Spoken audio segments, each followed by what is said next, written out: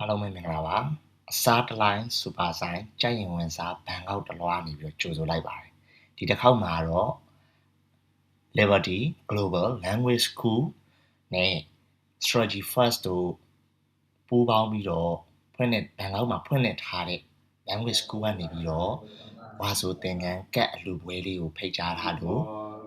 လာရောက်ရခြင်းဖြစ်ပါတယ်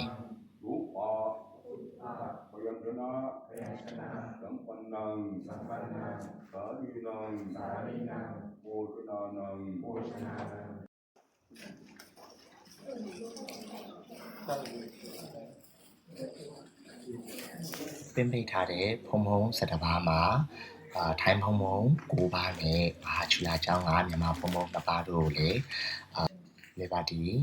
Global Language School ကနေပြီးတော့ဘာဆိုသင်ခန်းများစက္ကန့်လူတန်းပူဇော်ခဲ့ခြင်းဖြစ်ပါတယ်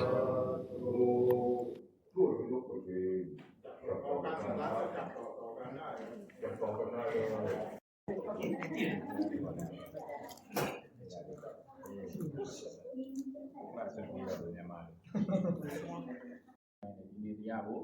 ညီကုန်းကပတ်အစုံသက်အပ်ပါစေ။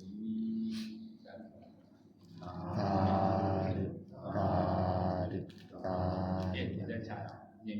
လက်ပတ်နေတယ်။လိုက်ဆိုလိုက်ရှင်ဘုရားပြီးတော့များသည်ယနေ့ယခုအမှန်ဆိုညရမှန်ယနေ့ပန်ဤအထောက်အပံ့ရပါလို့ဤရပါလို့ဤရပါစေသာရှင်မြတ်ဖရာ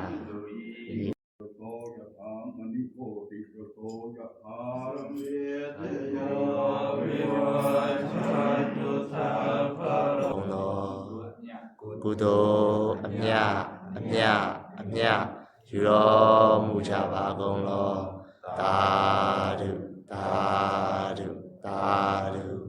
ကုသိုလ်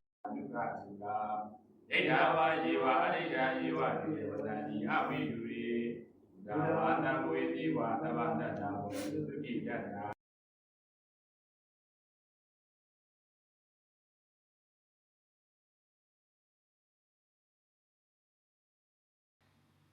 ဖုံဖုံတို့ကိုဆက်ကပ်ခဲ့တဲ့နေလေစာကြက်စီသမင်းကတော့ဘန်ကောက်ပတူနန်ထဲကနာမည်ကြီးကြက်စီသမင်းဆိုင်လေးဖြစ်ပါတယ်သူရဲ့အရာသာကလည်းတကယ်ကိုမြန်မာတွေရဲ့ကာချာနဲ့တော်တော်နီးနီးဆက်ဆက်လေးကိုကိုက်ညီပြီးတော့ဘန်ကောက်ကတခြားဘယ်ကြက်စီသမင်းနဲ့မှမတူတဲ့အရာသာမျိုး vibe မျိုးရပါတယ်